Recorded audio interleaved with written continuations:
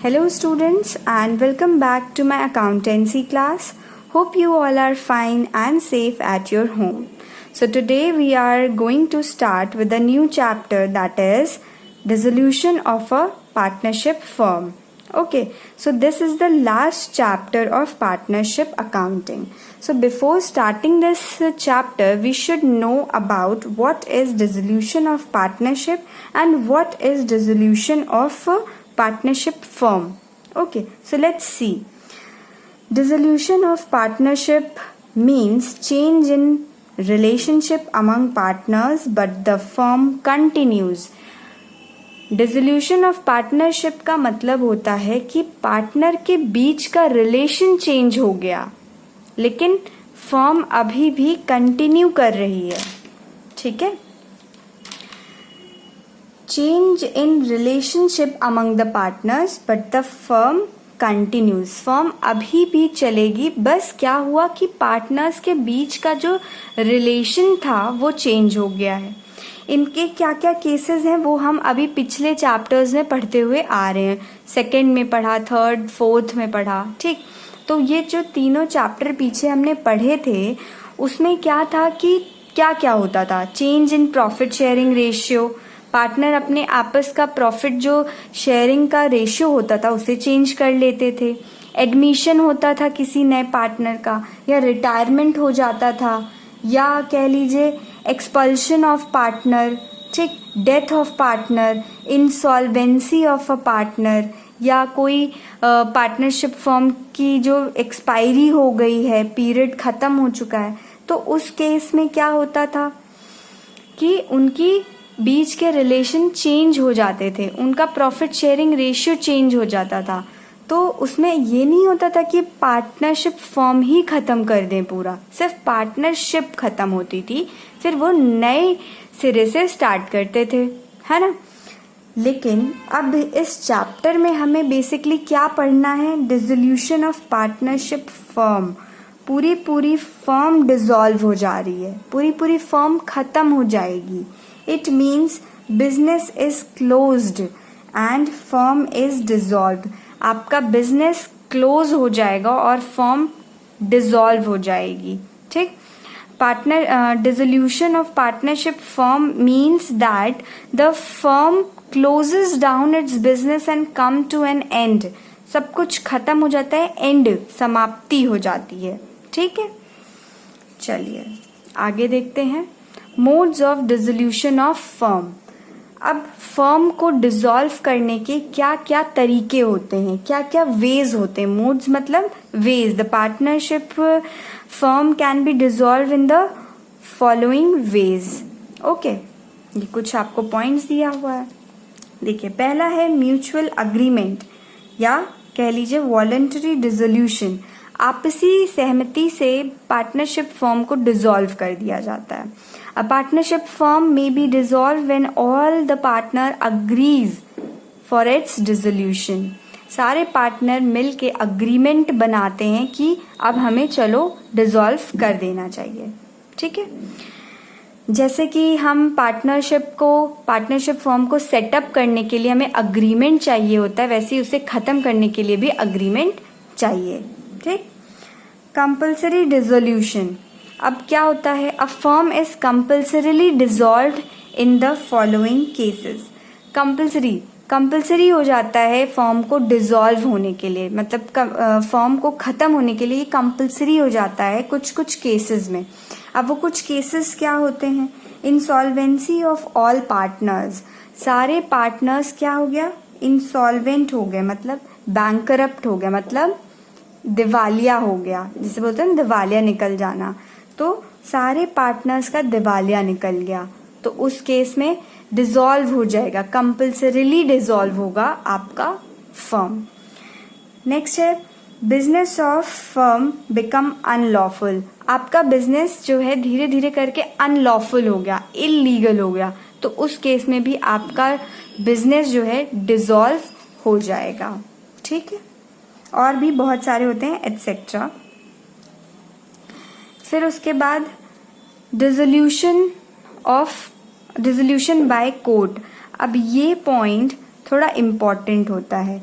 ये एग्ज़ाम में भी पूछा गया है 2 या 3 मार्क्स के लिए कि इस पार्टनरशिप फर्म को ख़त्म कर देते हैं कोर्ट, कभी कभी कोर्ट जो है ख़त्म करती है, ठीक। तो कुछ केसेस होते हैं कि किस केस में फर्म को ख़त्म करती है कोर्ट। पार्टनर या partners became person of unsound mind. एक पार्टनर या कई पार्टनर जो है अनसाउंड माइंड के हो जाते हैं, मतलब दिमाग खराब हो जाता है, पागल हो जाते हैं, ठीक है। सेकंड है पार्टनर और partners became permanently incapable. Permanently incapable हो जाते हैं अपनी ड्यूटीज करने के लिए, permanently incapable of performing his duty as a partner. अगर ऐसा होता है तो भी क्या होता है, कोर्ट जो है ऑर्डर दे देती है कंपनी को ख़त्म करने के लिए, ठीक है। कंपनी कोर्ट क्या करती है, द कोर्ट में order the dissolution of the partnership firm under the following circumstances. ऐसी कुछ सिचुएशन होती है तो कोर्ट क्या करती है कि ऑर्डर पास करती है उस फर्म को ख़त्म करने के लिए। तो पहला केस था अगर एक या कई पार्टनर्स उसमें अनसाउंड माइंड के हो जाते हैं, मतलब पागल हो जाते हैं, या परमानेंटली इनकेपेबल हो जाते हैं अपनी ड्यूटीज करने के लिए एज अ पार्टनर, या guilty of misconduct, forced guilty of misconduct, मतलब एक पार्टनर या कई पार्टनर जो हैं मिसकंडक्ट में इन्वॉल्व हो जाते हैं, कुछ गलत काम करने लगते हैं। गिल्टी फी मतलब वो गिल्टी होते हैं किसी, मतलब दोषी पाए जाते हैं कोई गलत काम करने के लिए, ठीक है, दोषी पाए जाते हैं। तो इन सारे केसेस में कोर्ट ऑर्डर दे देती है फर्म को कि आप अपना फर्म ख़त्म करिए, ठीक है। और भी बहुत सारे केसेस होते हैं, जैसे कि जो भी अग्रीमेंट होता है, किसी पार्टनर ने मान लो उस अग्रीमेंट को तोड़ दिया। अब जैसे कॉन्ट्रैक्ट को तोड़ेंगे तो आपके ऊपर लीगल चार्जेस लगेंगे ना, तो वैसे ही अगर किसी पार्टनर ने अग्रीमेंट तोड़ दिया तो कोर्ट उसे भी ऑर्डर दे सकती है कि डिसॉल्व करिए, अपना फर्म ख़त्म करिए, ठीक है। और भी होते हैं, जैसे कि पार्टनरशिप में क्या होता है कि आप अपने इंटरेस्ट को ट्रांसफ़र नहीं कर सकते हो किसी थर्ड पार्टी को, ठीक है। तो अगर आपने अपने थर्ड पार्टी को अपना इंटरेस्ट ट्रांसफ़र किया तो भी ये ऑर्डर, यहाँ से ऑर्डर आ सकता है कि अपना फर्म डिसॉल्व करिए, ठीक है। और मान लीजिए कि कोर्ट को ऐसा लगता है कि ये कंपनी कभी प्रॉफिट अर्न ही नहीं कर रही, हमेशा लॉस पे चल रही है, तो भी जो है ये फर्म डिसॉल्व हो सकती है। चलिए अब इसको अच्छे से पढ़ लीजिएगा, अपनी बुक से, अपनी टेक्स्ट बुक से या इंटरनेट के सर्च से और भी पॉइंट्स को खोजिएगा, खुद से थोड़ा दिमाग लगाइएगा, और ये हो सकता है आपको क्वेश्चन मिल जाए शॉर्ट क्वेश्चंस में, ओके। नेक्स्ट है by notice in case of partnership at will. अब पार्टनरशिप एट विल के केस में, एट विल में मतलब क्या होता है कि अपनी मर्जी से, ठीक है, जब भी आप ख़त्म करना चाहें ख़त्म कर सकते हैं, लेकिन आपको पब्लिक नोटिस जारी करनी पड़ेगी। आप अपना अगर नोटिस जारी कर देंगे तो आप अपना ख़त्म कर सकते हैं फर्म, ठीक है। तो ये हो सकता है पार्टनरशिप एट विल के केस में। फिर होता है happening of any event mention in the partnership deed. कोई भी घटना घटित हो गई, ठीक है, कुछ भी इवेंट हैपनिंग हो गया जो कि पार्टनरशिप डीड में मेंशन है। पहले से ही जब पार्टनरशिप फर्म बनती है तो पार्टनरशिप डीड बनाया जाता है, एक डॉक्यूमेंट जिसमें लिखे होते हैं सारे रूल्स एंड रेगुलेशन, ऐसे केसेस में हम ऐसा करेंगे, ये वो सारे अग्रीमेंट्स लिखे होते हैं, अग्रीमेंट होते हैं रिटन फॉर्म में, उसे हम कहते हैं पार्टनरशिप डीड। तो उसमें अगर कुछ चीज़ें मेंशन्ड है कि इन केसेस में हम अपने फर्म को ख़त्म कर देंगे, डिसॉल्व कर देंगे, तो अगर वैसी चीज़ें हो गई आपके कंपनी में, आपके बिजनेस में, तो आपको ख़त्म करना पड़ेगा अपना बिजनेस। जैसे कि एग्जाम्पल है डेथ ऑफ अ पार्टनर। कभी कभी कोई पार्टनरशिप फर्म क्या डिसाइड करते हैं कि एक भी पार्टनर की डेथ हो जाएगी तो हम बिजनेस को ख़त्म कर देंगे, तो उस केस में कंप्लीशन ऑफ वेंचर। अगर आप जिस भी मोटिव से पार्टनरशिप फर्म में आए हैं वो मोटिव कंप्लीट हो जाता है, वो काम कंप्लीट हो जाता है, तो भी आप डिसॉल्व कर सकते हैं अपने फर्म को। ठीक है, तो ये था छोटा सा इंट्रोडक्शन। चलिए नेक्स्ट देखते हैं। हाँ students, I am requesting you all to kindly note down all these points in your notebook, okay, because it will help you to write answers in your exams, okay. So these are the concept based points, आप इसको please note down कर लीजिए, help करेगा आपको। चलिए next है, हम देखते हैं section 48 of Indian partnership act 1932। ये बहुत इम्पॉर्टेंट है, इसको अच्छे से ध्यान से समझिएगा और इसको नोट डाउन कर लीजिएगा अपनी नोटबुक में। ठीक है, सारी चीज़ों को आपको नोट डाउन करना है। ठीक है, नोट डाउन करते हुए चलिए साथ साथ में। तो ये section 8 of Indian partnership act क्या कहता है कि हमें सारे अपने जितने भी अकाउंट्स होते हैं उनको सबको सेटल करना होता है। अब आप बिजनेस को ख़त्म करोगे अगर, तो आपको सारी चीज़ों को देखना पड़ेगा, बहुत तामझाम होगा। सारे जितने भी अकाउंट्स हैं उनको सबको क्लोज करना है। ठीक है, जितनी भी लाइबिलिटीज होती हैं, जितने भी एसेट्स होते हैं, सबको अपने एसेट्स को बेच कर अपने लाइबिलिटीज को पे ऑफ कर करके सब कुछ खत्म करना है, सारी चीजें क्लोज करनी है। ठीक, तो वो ये सेक्शन 48 हमें ये ऐसा रूल होता है कि हमें सारी चीजें को खत्म करनी है, सेटल करना है, सारे अकाउंट्स का सेटलमेंट करना है। तो पहला है बताता है, इसके अंडर में पहला रूल होता है एक सेटलमेंट ऑफ अकाउंट्स लॉसेस के। ठीक है, अब लॉसेस को पहले हमें सारे भरपाई करनी है और इस सेक्शन के तहत हमको क्या करना होता है, एक ऑर्डर फॉलो करना होता है। ये नहीं कि इस लॉस को खत्म करने के हम कुछ भी कहीं से भी पैसे ला के इसको खत्म करें, ऐसा बिल्कुल भी नहीं है। एक ऑर्डर को फॉलो करना होता है। तो पहले हमें इस लॉस को खत्म करने के लिए क्या करना होगा, firstly paid out of profit, अपने प्रॉफिट में से, अपने फर्म के प्रॉफिट में से इसको खत्म करेंगे। अगर खत्म हो गया तो अच्छी बात है, अगर कुछ पोर्शन बच गया तो हम क्या करेंगे, secondly then paid out of capitals, तो फिर पार्टनर के कैपिटल में से निकाल कर देंगे।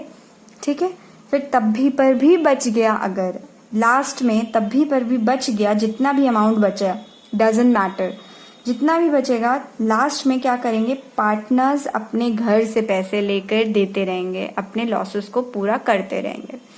ठीक है, प्रॉफिट अपने घर से लाएंगे इन प्रॉफिट शेयरिंग रेशियो, इनका जो भी रेशियो होगा उस रेशियो में इसको खत्म करते रहेंगे। ठीक है, आगे बात समझ में।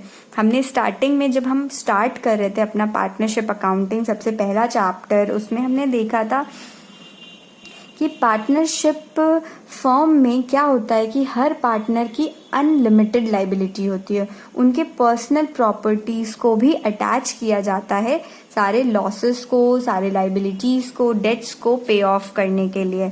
तो सबसे पहले हम लोग अपने प्रॉफिट में से निकाल कर देंगे। अगर तब भी बच जाता है कुछ अमाउंट तो हम अपने पार्टनर के कैपिटल अकाउंट में से निकाल कर देंगे। अगर तब भी बच जाता है तो क्या करेंगे, पार्टनर्स अपने पर्सनल प्रॉपर्टीज को अटैच कर करके पे ऑफ करते रहेंगे जब तक जीरो ना हो जाए लॉसेस। ठीक है, तो ये ऑर्डर याद कर लीजिएगा, ये ही सीक्वेंस में हमें पे ऑफ करना होता है। ये नहीं कि पहले यहाँ से कर दिया फिर यहाँ से, नहीं। सबसे पहले प्रॉफिट्स, फिर उसके बाद कैपिटल्स, फिर उसके बाद पार्टनर्स खुद के प्रॉफिट शेयरिंग रेशियो के अकॉर्डिंग पे करते रहेंगे। फिर होता है एप्लीकेशन ऑफ एसेट्स। इस सेक्शन के अंडर में एक और नई चीज आती है, एप्लीकेशन ऑफ एसेट्स। अब आपके कंपनी में एक मशीन है, उसको आपने बेच दिया, ठीक, सोल्ड। कितने का बेचा, लेट्स से 10 लाख रुपए में आपने इसको बेच दिया। अब इस 10 लाख रुपए को कैसे यूटिलाइज करना है ये सेक्शन हमें बताता है। ये नहीं कि हमें कुछ भी कि अपने मन मर्जी से इसको यूज करते गए, नहीं। इस 10,000 को हमें किस हिसाब से यूज करना है, अपने एसेट को बेच करके जो पैसे मिलते हैं उसे हमें किस हिसाब से यूज करना है जब हमारी बिजनेस बंद होती है तब। ठीक है। तो सबसे पहले रियलाइजेशन एक्सपेंस। जब हम रियलाइजेशन एक्सपेंस होता है मतलब कि अगर आप अपने एसेट्स को बेच रहे हैं या लाइबिलिटीज़ को पे ऑफ कर रहे हैं, उसमें जो खर्चे लग रहे हैं, तो पहले हम उसे करेंगे, इस पैसों से उससे पहले पे करेंगे, सारे एक्सपेंसेस को कवर करेंगे। फिर क्या करना है, आउटसाइड लाइबिलिटीज़, जो सिक्योर्ड आउटसाइड लाइबिलिटीज़ होती हैं उनको पे करेंगे। लाइन लगी होती है, ठीक है, सारे जितने भी आउटसाइड लाइबिलिटीज़ हैं सिक्योर्ड वाले उनको पे करेंगे। फिर इस 10,000 में से उनको पे करेंगे जो अनसिक्योर्ड आउटसाइड लाइबिलिटीज़ होती हैं, ठीक है। फिर उसके बाद अगर पार्टनर ने कंपनी को लोन दे के रखा हुआ है तो हम उसे पे करेंगे। फिर उसके बाद पार्टनर्स के कैपिटल अकाउंट में ट्रांसफ़र कर देंगे, अगर बच गया तो पार्टनर के कैपिटल अकाउंट में ट्रांसफ़र कर दिया जाता है, ठीक है। और लास्ट में, ये बहुत रेयर टू रेयर केस में होता है कि कुछ बच जाते हैं, ठीक है, रेसिड्यू इफ एनी। अगर कुछ बचे हुए लाइबिलिटीज होती हैं तो उन्हें हम पे ऑफ करते हैं एकदम लास्ट में, ठीक है। तो आई बात समझ में कि हम अपने एसेट्स को बेचेंगे। यहाँ पे तो हमने सिर्फ एक ही एसेट को लिया है, फॉर्म में तो कितने सारे एसेट्स होते हैं, ठीक। तो उन एसेट्स को बेचेंगे, उसमें से जो पैसे मिलेंगे उसमें से सबसे पहले हम अपने रियलाइजेशन एक्सपेंस को कवर करेंगे। फिर उसके बाद हम अपने सिक्योर्ड आउटसाइड लाइबिलिटीज़ को देंगे। फिर उसके बाद अनसिक्योर्ड आउटसाइड लाइबिलिटीज़ को पे करेंगे। फिर उसके बाद पार्टनर्स के लोन अकाउंट में हम लोग ट्रांसफ़र कर देंगे। फिर क्या है, पार्टनर अगर लोन दिया हुआ है तो उसको पे ऑफ कर देंगे। फिर उसके बाद पार्टनर के कैपिटल अकाउंट में दे देंगे, मतलब जो बचा, जो जितना भी पैसा बचा उसको हम क्या करेंगे, पार्टनर को दे देंगे in their profit sharing ratio, मतलब आपस में बांट लेंगे जो बचा हुआ रहा। और तभी पर भी इन केस, वैसे जरूरी नहीं है कि बचा रहे, ये बहुत रेयर टू रेयर केसेस में होता है, ठीक है। अगर कुछ गलती से लाइबिलिटीज निकल आई बाद में तो उन्हें हम पे कर देते हैं, ठीक है। तो ये होता है रेयर टू रेयर केस में, जनरली केवल यहाँ तक ही आपको पे ऑफ करना होता है, ठीक है। अब चलिए नेक्स्ट देखते हैं क्या है, सेक्शन 49 ऑफ पार्टनरशिप एक्ट 1932। अब ये सेक्शन क्या कहता है, पार्टनरशिप एक्ट का सेक्शन नंबर 49, ठीक है, सेक्शन नंबर 49 क्या बोलता है। इस सेक्शन में दो चीज की बात हुई है, एक है फर्म्स डेट और एक है प्राइवेट डेट। अब फर्म डेट क्या होता है, डेट मतलब क्या, लाइबिलिटी, ठीक। फर्म्स डेट मतलब नाम से ही समझ आ रहा है कि ये फर्म की लाइबिलिटी है, फर्म की liability. Debt owned by firms to outsiders, जो आउटसाइडर्स की जो ओन कर रहे हैं कोई लाइबिलिटी फर्म, तो वो होती है फर्म्स डेट। अब प्राइवेट डेट क्या होता है, debt owned by partners in personal capacity, partner की खुद की कोई लाइबिलिटी है, ठीक है। पार्टनर्स प्राइवेट डेट है एक तरीके से, ठीक है। पर्सनल कैपेसिटी मतलब ये फर्म की लाइबिलिटी और ये क्या, पार्टनर्स की लाइबिलिटी। तो इन दोनों लाइबिलिटीज को पे ऑफ कैसे करेंगे, तो जब फर्म की लाइबिलिटी होगी तो उसमें क्या होता है, देखो, यूटिलाइजेशन ऑफ फर्म्स प्रॉपर्टी। अब फर्म की कोई प्रॉपर्टी है, उसमें से हम कोई भी प्रॉपर्टी या कोई भी एसेट है तो उसमें से सबसे पहले हम फर्म की लाइबिलिटी को ख़त्म करेंगे। फिर सेकंड, जब बच गया, मान लो कुछ पैसे बच गए, तो हम उस प्रॉपर्टी से हम क्या करेंगे, प्राइवेट डेट्स को, यानी कि पार्टनर का कोई डेट्स है या पार्टनर के कोई लाइबिलिटीज़ हैं तो उसको पे करेंगे। तो फर्म की प्रॉपर्टी है भाई, तो फर्म क्या करेगा कि वो अपने डेट्स को पहले ख़त्म करेगा, फिर वो पार्टनर के डेट्स को ख़त्म करेगा, ठीक। अब उसी तरह अगर पार्टनर की पर्सनल प्रॉपर्टी है, फर्म में पार्टनर्स भी अपनी प्रॉपर्टीज़ लेके आते हैं, अपने कुछ पर्सनल एसेट्स लेकर आते हैं बिजनेस को चलाने के लिए, ठीक। तो उस केस में जब अगर पार्टनर की कोई प्रॉपर्टी होती है तो पार्टनर पहले अपने डेट्स को ख़त्म करेगा फिर फर्म के, ठीक। तो आई बात समझ में। 49 सेक्शन 49 हमें ये बोलता है कि हमें फर्म की प्रॉपर्टी को किस तरह यूटिलाइज करना है। सबसे पहले फर्म की लाइबिलिटी हम पे ऑफ करेंगे, फिर उसके बाद प्राइवेट डेट्स को करते रहेंगे अपना। और इसी तरह अगर पार्टनर की पर्सनल प्रॉपर्टी है तो हम पहले पार्टनर की डेट्स को ख़त्म करेंगे, फिर फर्म के डेट्स को ख़त्म करने की कोशिश करेंगे। ठीक है, तो ये होप आपको ये समझ में आया होगा। ठीक है, चलिए अब हम देखते हैं अकाउंटिंग ट्रीटमेंट क्या होता है डिसोल्यूशन के केस में। जब आपकी कंपनी ख़त्म होती है तो आपको क्या क्या अकाउंटिंग ट्रीटमेंट करना होता है, चलिए देखते हैं। In this chapter we have to prepare following ledgers. हमें डिसोल्यूशन चैप्टर में ये 4 लेजर बनाने होते हैं। ठीक है, एज पर द क्वेश्चन। ठीक है, तो पहला होता है रियलाइजेशन अकाउंट। ये आपके लिए थोड़ा नया है। ठीक, partners capital account, partners loan account, cash account और बैंक अकाउंट। ये 4 अकाउंट्स आपको बनाने पड़ते हैं in case of dissolution of a partnership firm. Realisation account, ये जैसे आपने अभी तक पढ़ते आ रहे थे रिवैल्यूएशन अकाउंट, ये वैसा ही थोड़ा थोड़ा होता है। रियलाइजेशन अकाउंट हम ओपन करते हैं for disposing of all the assets of the firm and making payment to all the creditors. हम अपने एसेट्स को, सारे एसेट को डिस्पोज कर देते हैं, क्योंकि हमारा बिजनेस तो खत्म हो रहा है तो सारे एसेट्स को भी हमें खत्म करना है। ठीक है, तो सारे जितने भी एसेट्स हैं उसको हम बेच देते हैं। ठीक, सारे एसेट्स को बेचते हैं और जितने भी एसेट को बेच के जो पैसे आते हैं उन पैसों से हम अपनी लाइबिलिटीज को पे ऑफ करते हैं। यानी सारी चीजें हमें खत्म करनी है, एसेट्स खत्म करनी है, अपनी लाइबिलिटीज खत्म करनी है। ठीक है, तो रियलाइजेशन अकाउंट इसीलिए बनाया जाता है कि हम अपने एसेट्स को बेचें और हम अपनी लाइबिलिटीज को पे ऑफ करें। ठीक, realisation account is a nominal account. जैसे रिवैल्यूएशन अकाउंट नॉमिनल अकाउंट होता है, वैसे ये भी नॉमिनल अकाउंट होता है। नॉमिनल अकाउंट क्या कहता है? Debit all expenses and losses and credit all incomes and gains.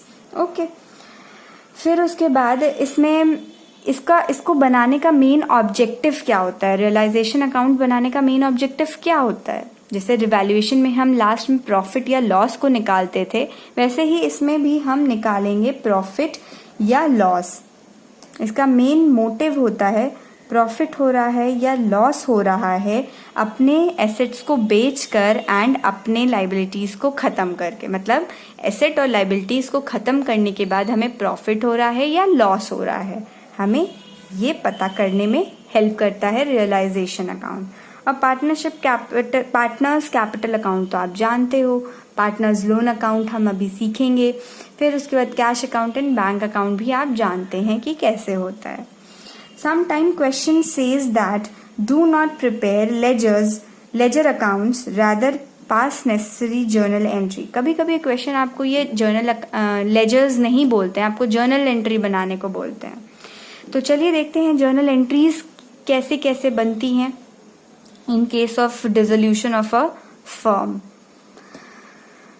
पहला होता है for closing of asset account. हमें सबसे पहला काम होता है कि अपने सारे एसेट्स को क्लोज करने हैं, सारे एसेट अकाउंट को क्लोज करने होते हैं। ठीक, क्योंकि हमें क्लोज इसलिए करना होता है क्योंकि हमारा बिजनेस क्लोज हो रहा होता है, हमें आगे लेके नहीं जाना है सारे एसेट्स को, तो उसे हमें खत्म करना है।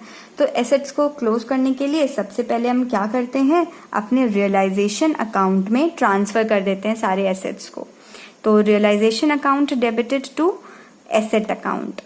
जितने भी एसेट्स हैं आपके, including goodwill and excluding accumulated losses. Accumulated losses हम बैलेंस शीट के एसेट साइड में लिखते थे, याद आया? कुछ पिछले हमने कुछ चैप्टर्स में सीखा था। एक्यूमुलेटेड लॉसेस क्या होता है? एक तरीके से गार्बेज होता है।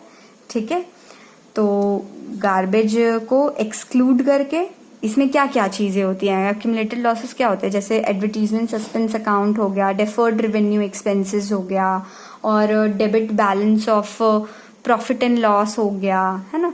तो ये सारी चीजों को एक्सक्लूड कर देना है और सारी जितनी भी चीज़ें, और बैंक और कैश भी हमें नहीं लेना होता है इसमें, ठीक है। तो क्या होती है journal entry? Realisation account debited to asset account. इसका नरेशन लिख दीजिएगा, asset transferred to realisation account, और बुक वैल्यू में लिखते हैं। ये बात ध्यान में रखिएगा, जितने भी एसेट्स होते हैं इसको हम बुक वैल्यू, मतलब जितने भी वैल्यू जो आपके बैलेंस शीट में शो कर रही है एसेट की, वो अमाउंट हम लिखते हैं, ठीक है। अब नेक्स्ट है for closing all the outside liabilities and provisions. अब अपने आउटसाइड लाइबिलिटीज और प्रोविजंस को भी तो हमें क्लोज करना है। यहाँ हमने एसेट्स को क्लोज कर दिया, अब हमें अपने प्रोविजंस एंड आउटसाइड लाइबिलिटीज को क्लोज करना है। प्रोविजंस क्या होते हैं? एक तरीके से लाइबिलिटीज ही होती हैं, ठीक। तो उसमें क्या होगा कि यहाँ पे देखिए सारे एसेट रियलाइजेशन अकाउंट को डेबिट किया गया, तो जब लाइबिलिटी को क्लोज करेंगे तो उसको क्रेडिट कर दिया जाएगा, ठीक है। तो सारे outside liabilities account debited to सारे अपने प्रोविजंस को डेबिट करके टू रियलाइजेशन अकाउंट, ये हम जर्नल एंट्री पास कर देंगे। थर्ड पॉइंट है फॉर सेल और रियलाइजेशन ऑफ एसेट रिकॉर्डेड और अनरिकॉर्डेड। हम अपने एसेट को सेल कर रहे हैं, बेच रहे हैं मतलब, या रियलाइज कर रहे हैं मतलब, रियलाइजेशन ऑफ एसेट्स मतलब बेचना, अपने एसेट्स को बेचना, ठीक है। तो कुछ एसेट्स होते हैं जो बैलेंस शीट में होते हैं, कुछ एसेट्स होते हैं जो बैलेंस शीट के बाहर दिए रहते हैं एडजस्टमेंट में। तो चाहे वो रिकॉर्डेड हो चाहे वो अनरिकॉर्डेड हो, अगर आप उसको बेच रहे हो तो उसकी जर्नल एंट्री हो जाती है cash account debited to realisation account, ठीक है। आप अपने एसेट्स को बेचोगे तो आपको कैश मिलेगा, तो इसलिए आप उसको डेबिट कर देते हो। अगर अच्छा ये सोचिए, अगर ये डिसॉल्व आपकी फर्म खत्म नहीं हो रही होती है, तो अगर आप अपने एसेट्स को बेचते हो तो क्या लिखते हो? Cash account debited to asset account. ये आप लोगों ने 11th में सीखा था। अपने एसेट्स को बेचने के लिए जब बेचते हो तो क्या जर्नल एंट्री पास करते हो? हम अपने एसेट को बेचे मतलब हमारे पास से एसेट गया, क्रेडिट व्हाट गोज आउट, तो हमने उसको क्रेडिट कर दिया, और हमें कैश मिला तो हमने कैश को डेबिट कर दिया। तो वही हो रहा है, लेकिन अब यहाँ पे तो हम एसेट इसलिए नहीं लिख रहे हैं क्योंकि हम आगे बिजनेस कंटिन्यू नहीं करेंगे, हमें ख़त्म करना है, तो इसीलिए हम यहाँ पे रियलाइजेशन अकाउंट लिख देंगे और ये हो जाएगा cash account debited to realisation account, ठीक है। अब देखिए for take over of asset recorded और अनरिकॉर्डेड बाय पार्टनर। अगर कोई भी asset whether it is recorded और अनरिकॉर्डेड, अगर पार्टनर टेक ओवर कर रहा है, मतलब कि पार्टनर ले रहा है कोई एसेट को, तो उस केस में जनरली हम क्या करते हैं? Partners capital account debited to asset account. लेकिन या तो हम एसेट को लेके आगे जाने नहीं वाले हैं, तो partners capital account debited to realisation account लिख देते हैं, ठीक है। चलिए नेक्स्ट है टू पे ऑफ आउटसाइड लाइबिलिटीज। हमें अपने आउटसाइड लाइबिलिटीज को पे ऑफ करना है, ठीक है। रिकॉर्डेड या अनरिकॉर्डेड आउटसाइड लाइबिलिटीज क्या होती हैं? जो आपके फर्म से नहीं, जो थर्ड पार्टी से रिलेटेड होती हैं, ठीक है। आपके फर्म से रिलेटेड, आपके फर्म के इंटरनल मैटर्स में नहीं, वो आउटसाइड लाइबिलिटीज होती है, मतलब कि थर्ड पार्टी की लाइबिलिटी, जैसे कि आपने बैंक से लोन ले लिया, ठीक है, बैंक से लोन ले लिया या तो किसी पार्टनर के रिलेटिव से लोन ले लिया, तो ये थर्ड पार्टी से लोन लेना हो गया, तो वो आउटसाइड लाइबिलिटी हो जाती है, ठीक है। अब मान लीजिए कि आपके फर्म के जो पार्टनर हैं उन्होंने लोन दिया, तो ये आउटसाइड नहीं होती है, ये तो इंटरनल का अफेयर है ना, इंटरनल मैटर है, पार्टनर ने ही लोन दिया है, तो वो नहीं होती है आउटसाइड लाइबिलिटी। अभी आपको बताएंगे कौन कौन सी आउटसाइड लाइबिलिटी होती है और कौन सी नहीं होती है। चलिए अभी के लिए अभी क्या है समझिए, टू पे ऑफ आउटसाइड लाइबिलिटीज, जितनी भी आउटसाइड लाइबिलिटीज होती हैं वेदर इट इज रिकॉर्डेड और अनरिकॉर्डेड, तो उस केस में हमें क्या करना होता है? ये जर्नल एंट्री पास करनी होती है। अगर डिसॉल्व नहीं होता तो जनरली हम क्या लिखते कि जो भी है outside liabilities account debited to cash account, क्योंकि जो भी क्रेडिटर्स को हम मान लीजिए पैसे दे रहे हैं तो creditor account debited to cash account लिखते थे, लेकिन यहाँ पे तो हमें आगे कंटिन्यू करना नहीं है, तो इसीलिए हमने रियलाइजेशन अकाउंट में उस चीज को डाल दिया, realisation account debited to cash account. अब देखिए, to take over liabilities recorded और अनरिकॉर्डेड बाय द पार्टनर। मान लीजिए कोई लाइबिलिटी को टेक ओवर कर ले रहे हैं कोई पार्टनर, मतलब कोई लाइबिलिटी को खुद ले रहा है पार्टनर, खुद अपनी रिस्पॉन्सिबिलिटी बनाना चाहता है पार्टनर, तो उस केस में क्या होगा, realisation account debited to partners capital account. यहाँ पे तो कैश से पे कर दिया तो इसलिए कैश लिख दिया, लेकिन यहाँ पे हम पार्टनर खुद ले रहा है तो पार्टनर्स कैपिटल अकाउंट को हम लोग क्रेडिट कर देंगे।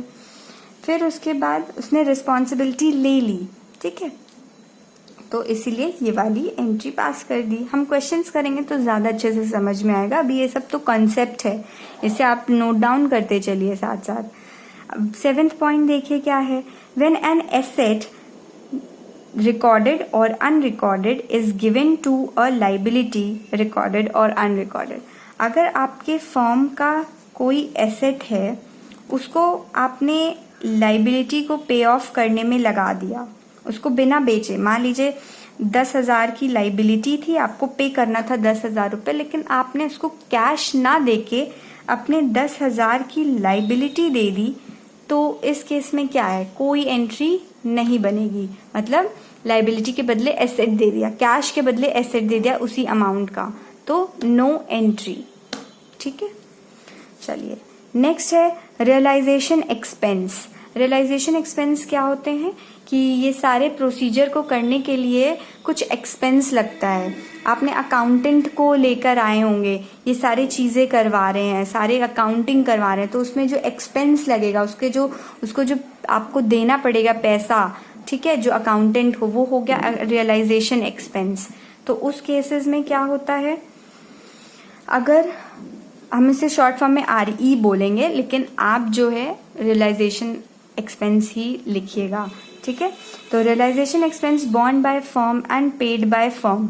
अगर फर्म पे कर रहा है और फर्म ही झेल रहा है। अब यहाँ पे देखिएगा, बॉर्न और पेड का मतलब अलग अलग होता है, ठीक है। बॉर्न एंड पेड मतलब कि आप जैसे एग्जाम्पल दे रहे हैं आपको, आपकी स्कूल की फीस कौन झेलता है, पेरेंट्स झेलते हैं, ठीक है। और मान लेते हैं पेरेंट्स ने आपको दिया और आपने आके स्कूल में पेमेंट कर दी, तो आपने पे किया लेकिन झेला कौन, आपके पेरेंट्स। तो बॉन्ड मतलब एक तरीके से समझ लीजिए झेलना, और पेड मतलब जो पेमेंट कर रहा है, ठीक है। तो अल्टीमेटली जो बॉन्ड करता है वही झेल रहा होता है, पेमेंट तो क्या आपने दिया उसको, उसने जाके पेमेंट कर दिया, ठीक है। तो ऐसा होता है बॉन्ड और पेड। तो realisation expense bond by firm and paid by firm. Firm ही बॉन्ड कर रहा है और फर्म ही पे कर रहा है, तो उस केस में ये जर्नल एंट्री हो जाएगी, realisation account debited to cash account. खर्चा है ना, खर्चा तो है ही, एक्सपेंस है, रियलाइजेशन एक्सपेंस, तो उसको हमने डेबिट किया, कैश जा रहा है तो क्रेडिट कर दिया। अब realisation expense bond by firm and paid by partner. झेल रहा है फर्म और पे कर रहा है पार्टनर, ठीक। तो उस केस में realisation account debited to partners capital account. Cash नहीं जा रहा है, ठीक है, तो यहाँ पे पार्टनर्स कैपिटल अकाउंट में ट्रांसफर कर दिया जाएगा, फिर पार्टनर जाके जो है पे करेगा अपना। तो ये हो गई journal entry. In case of partners bond by firm, expenses bond by firm and paid bye partners, उस केस में ये जर्नल एंट्री होती है। ध्यान से इसको नोट डाउन कर लीजिए और इसको रिवाइज करते रहिए, तभी याद होगा आपको, वरना कंफ्यूज हो जाओगे और सब गड़बड़ हो जाएगा, ठीक है। Realisation expense bond by partners and paid by firm. Partner जो है झेलेंगे उस अमाउंट को, लेकिन पे करेगा कौन, फर्म। तो उस केस में partners capital account debited to cash account. Partner अपना जो है बॉन्ड करेगा, मतलब उसका कैपिटल अकाउंट में से डिडक्ट हो जाएगा, मतलब इसलिए हमने डेबिट कर दिया उसको to cash. Realisation expense bond by partner and paid by partner, partner ही झेले और पार्टनर ही पे करेगा, उस केस में कोई एंट्री नहीं होगी, क्योंकि हम तो फर्म के पॉइंट ऑफ व्यू से सारी ट्रीटमेंट करते हैं, हमें पार्टनर के पॉइंट ऑफ व्यू से नहीं करना होता है। तो ये पार्टनर ही झेले, पार्टनर ही पे करे, तो उस केस में नो जर्नल एंट्री। ओके, आगे बात समझ में चलिए। और क्या है, partner is paid fixed commission, remuneration और फिक्स्ड अमाउंट। पार्टनर को जो है फिक्स्ड कमीशन दिया जा रहा है, या रेम्यूनरेशन मतलब सैलरी दी जा रही है, या फिक्स्ड अमाउंट दिया जा रहा है, तो उसके इसमें जर्नल एंट्री क्या बनेगी, realisation account debited to partners capital account. Partners को पेमेंट किया जाएगा, ठीक है, तो ये खर्चा हो गया, अब पार्टनर्स को तो मिलेगा, उसके कैपिटल अकाउंट में जाएगा, तो जब पार्टनर्स के अकाउंट में जाता है तो उसे हम क्रेडिट कर देते हैं, ठीक। तो partner is paid fixed commission, remuneration या फिक्स्ड अमाउंट, कुछ अमाउंट है जो कि देनी है पार्टनर को, तो उस टाइम पे ये जर्नल एंट्री पास होगी। Realisation account debited to partners capital account. Partners loan, अब देखिए पार्टनर्स के लोन में क्या होता है, when partner has credit balance in capital account. अब पार्टनर ने मान लीजिए कि फर्म को कुछ लोन दे के रखा हुआ है, तो उसको भी हमें फर्म क्या करेगी, उसको भी पे ऑफ करेगी, उसका जितना भी लोन है, ठीक है, सारे आउटसाइड लाइबिलिटीज को पे करने के बाद, सारे जितने भी आउटसाइड लाइबिलिटीज हैं उसको पे करने के बाद पार्टनर के लोन को पे करेगी, है ना। अभी हमने सेक्शन कौन से, सेक्शन 48 में सीखा था कि पहले आउटसाइड लाइबिलिटीज को दे दिया जाता है, फिर उसके बाद पार्टनर के लोन को भरा जाता है, तो उस केस में क्या होगा, partners loan account debited to cash account. तो हमने पार्टनर के लोन अकाउंट को भी भर दिया। फिर क्या है, partners loan account debited to cash, हाँ, तो ये हो गई हमारी जर्नल एंट्री, हमने जब पार्टनर के लोन को भर दिया। फिर उसके बाद है when partner has debit balance in capital account. अगर पार्टनर का डेबिट बैलेंस है उसके कैपिटल अकाउंट में, तो उस केस में देखिएगा, ध्यान से देखिएगा, ठीक है, और इसको नोट डाउन कर लीजिएगा सारी चीज़ें। पार्टनर्स लोन अकाउंट डेबिटेड, फिर उसके बाद हमें एक लाइन छोड़कर लिखना होता है टू पार्टनर्स कैपिटल अकाउंट, ठीक है। अगर डेबिट बैलेंस है तब उसके कैपिटल अकाउंट का डेबिट बैलेंस आ रहा है अगर, तो partners loan account debited to partners capital account, पहले हम ये लिखेंगे, फिर उसके बाद हम देखेंगे तो हमें कुछ अमाउंट यहाँ पे कमी मिलेगी या तो यहाँ पे, ठीक। तो अगर यहाँ पे होगी तो हम लिख देंगे कैश अकाउंट डेबिटेड, और अगर यहाँ पे हमें कमी आ रही होगी तो हम यहाँ लिख देंगे टू कैश अकाउंट। तो बैलेंस बच सकता है, इस केस में हमें कुछ बैलेंस मिल सकता है, तो ये हो सकता है या ये हो सकता है। तो हमारी जर्नल एंट्री क्या बनेगी, अगर ऊपर की तरफ बैलेंस होगा, partners loan account debited cash account debited to partners capital account, ठीक है। और अगर नीचे बैलेंस बचेगा तो क्या लिखेंगे, partners loan account debited to partners capital account to cash account, ठीक है। तो जब हम क्वेश्चन करेंगे तो ज़्यादा अच्छे से समझ पाएंगे, अभी के लिए नोट डाउन कर लीजिए बस। फिर है उसके बाद फॉर प्रॉफिट ऑन रियलाइजेशन। अब रियलाइजेशन का सारा प्रोसीजर हो गया, उसमें अब आपको क्या पता चलेगा, प्रॉफिट हुआ या लॉस हुआ। रियलाइजेशन अकाउंट डेबिटेड, अगर प्रॉफिट मिला हमें, जैसे हम रिवैल्यूएशन अकाउंट में प्रॉफिट या लॉस निकालते थे, फिर उसके बाद जर्नल एंट्रीज पास करते थे, और अगर प्रॉफिट होता था तो सारे पार्टनर्स के रेशियो में डिवाइड करके उसको हम क्रेडिट में लिख दिया करते थे, है ना, क्रेडिट साइड में पार्टनर्स कैपिटल अकाउंट के। तो वैसे ही realization account debited to partners capital account. This journal entry will be passed in case of profit on realization. Okay, next है for loss on realization. अब अगर realization में loss हो गया है तो उस केस में सेम जैसे हम रिवैल्यूएशन में करते थे वैसे हम रियलाइजेशन में भी करेंगे. पार्टनर्स कैपिटल अकाउंट को डेबिट कर देंगे और रियलाइजेशन अकाउंट को क्रेडिट. ओके, फिर नेक्स्ट है फॉर सरप्लस और डेफिशिएंसी इन कैपिटल अकाउंट. ये हमारी लास्ट जर्नल एंट्री है. ठीक है, सरप्लस हो रहा है या डेफिशिएंसी हो रही है उनके कैपिटल अकाउंट में, ज़्यादा हो गया है उनका कैपिटल अकाउंट या डेफिशिएंसी आ गई, कमी आ गई है. तो अगर ज़्यादा होगा तो वो पैसे निकाल लेगा, अगर कम होगा तो वो पैसे ले आएगा. ठीक, तो जब अगर ज़्यादा होगा तो वो क्या करेगा, निकाल लेगा. तो partners capital account debited to cash account, वो पैसे निकाल लिया, विड्रॉ कर लिया. अब अगर पैसे की कमी आ गई है कैपिटल अकाउंट में तो वो क्या होगा कि वो पैसे को ले आएगा. फॉर्म में पैसे आए यानी कि कैश अकाउंट डेबिट करा टू पार्टनर्स कैपिटल अकाउंट. ठीक है, तो ये हमारे कुछ जर्नल एंट्रीज थे. होप आपको समझ में आया होगा और सारी चीज़ों को नोट डाउन आपने एकदम अच्छे से किया होगा. ओके, चलिए अब हमने बोला था कि आउटसाइड लाइबिलिटीज़ और नॉट आउटसाइड लाइबिलिटीज़ कौन कौन सी होती हैं वो देखते हैं. बैंक ओवरड्राफ्ट, आपने बैंक से लोन लिया, वो आउटसाइड लाइबिलिटी. थर्ड पार्टी वाली लाइबिलिटीज़ को हम आउटसाइड लाइबिलिटी कहते हैं. ठीक, इनकम रिसीव इन एडवांस, आपने कोई इनकम रिसीव कर लिया एडवांस में तो वो होती हैं outside liability. Employ provident fund, जिन्हें हम शॉर्ट फॉर्म में ईपीएफ कहते हैं, एम्प्लॉयज़ के लिए हम फंड बना के रखते हैं. ठीक है, कि जब वो एम्प्लॉय छोड़ के जाएगा तो उसको कुछ पैसे हमें कॉम्पनसेट करने होते हैं, तो एम्प्लॉय प्रोविडेंट फंड बनाते हैं.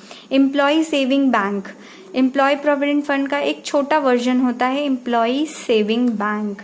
ठीक, पार्टनर्स रिलेटिव्स लोन, कोई पार्टनर के रिलेटिव ने लोन दे के रखा है, या पब्लिक डिपॉजिट्स, या कोई पब्लिक ने आपके फॉर्म में पैसे लगाए हुए हैं, तो वो ये सारी चीज़ें क्या हैं, ये थर्ड पार्टी वाली चीज़ें हैं, तो ये होती हैं आउटसाइड लाइबिलिटीज़.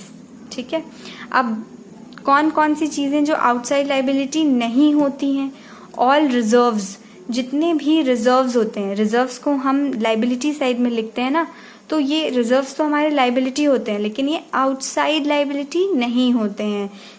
ऑल रिजर्व जैसे कि कौन कौन से, जनरल रिजर्व हो गया, या कह लीजिए वर्कमैन कंपनसेशन रिजर्व हो गया, या इन्वेस्टमेंट फ्लक्चुएशन रिजर्व एटसेट्रा. बहुत सारे रिजर्व्स होते हैं, आप पीछे पढ़ते हुए आए हो, लाइबिलिटी साइड में दिया रहता है, तो वो सारी चीज़ें आउटसाइड लाइबिलिटी नहीं होती हैं. फिर होता है प्रोविजन फॉर डाउटफुल डेट्स. ठीक है, प्रोविजंस, जितने भी तरह के प्रोविजंस होते हैं वो एक तरीके की लाइबिलिटी ही होती है, तो उन प्रोविजंस को भी हम क्या करते हैं, आउटसाइड लाइबिलिटीज़ नहीं बोलते, वो हमारे इंटरनल मैटर्स की लाइबिलिटीज़ होती हैं. ठीक है, तो आज हम यहीं तक देखते हैं. तो आज हमने क्या क्या देखा, सबसे पहले हमने देखा कि डिसोल्यूशन ऑफ पार्टनरशिप क्या होता है और डिसोल्यूशन ऑफ पार्टनरशिप फॉर्म क्या होते हैं, इसके मोड्स क्या होते हैं, क्या क्या तरीके होते हैं डिसॉल्व करने के. सेक्शन 48 बहुत इंपॉर्टेंट है, ध्यान से देख लीजिएगा क्योंकि ये क्वेश्चन सॉल्व करेंगे तो ये सारे कंसेप्ट को हमें अप्लाई करना पड़ेगा. ठीक है, फिर सेक्शन 49 देखा जिसमें बात हुई थी कि पर्सनल प्रॉपर्टी और पार्टनर की पर्सनल प्रॉपर्टी और फर्म की प्रॉपर्टी को किस तरह से यूटिलाइज करना होता है. अगर फर्म की प्रॉपर्टी है तो पहले फर्म के लाइबिलिटी को ख़त्म करेंगे, फिर प्राइवेट डेट्स में आएंगे, और अगर पार्टनर की प्रॉपर्टी है तो पहले पार्टनर के पर्सनल लाइबिलिटी को ख़त्म करेंगे, फिर हम फर्म के डेट्स को ख़त्म करेंगे. ठीक है, फिर हमने देखा कि अकाउंटिंग ट्रीटमेंट्स क्या होते हैं, ये 4 चीज़ें बनानी होती हैं. ये आपके लिए बिल्कुल नया है, हम क्वेश्चंस करेंगे तो हमें समझ में आएगा. फिर कभी कभी क्वेश्चन में बोलते हैं जर्नल एंट्रीज पास करिए, तो हमने कुछ केसेस के जर्नल एंट्रीज देखे थे. ठीक है, तो इसको ध्यान से नोट डाउन कर लीजिएगा. और हमने देखा था कि आउटसाइड लाइबिलिटीज़ कुछ बच्चों को नहीं पता होती हैं, तो मैंने इसीलिए उनके लिए ये तैयार कर दिया था, आउटसाइड लाइबिलिटीज़ क्या होती हैं। नेक्स्ट लेक्चर में हम देखेंगे treatment of workman compensation reserve. हमने कंपनसेशन रिजर्व पिछले चैप्टर्स में सीखे थे। कुछ वैसा होता है और कुछ चीज़ें नहीं आ जाती, क्योंकि अब तो आप इस चीज़ को आगे फॉरवर्ड लेके नहीं जा रहे हो, ख़त्म करोगे बिजनेस, तो इसमें क्या ट्रीटमेंट होता है हम सीखेंगे अपने नेक्स्ट क्लास में। So hope you student have understood all things and note it down in your notebook. So till then, revise all the concept and keep studying. Be safe and healthy. Thank you students. Have a nice day.